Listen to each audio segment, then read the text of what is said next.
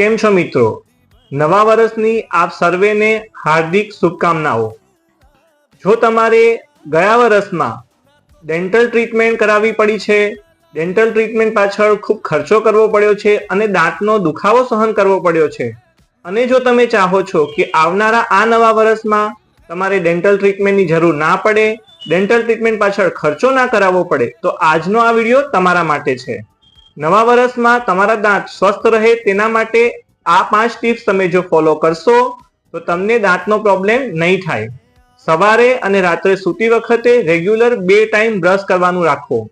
બહારનું junk food અને ઠંડા પીણા બની શકે તેટલું અવોઇડ કરો। ખોરાકમાં લીલા શાકભાજી અને ફાઇબરયુક્ત રેસાવાળા ખોરાક લેવાનો આગ્રહ રાખો।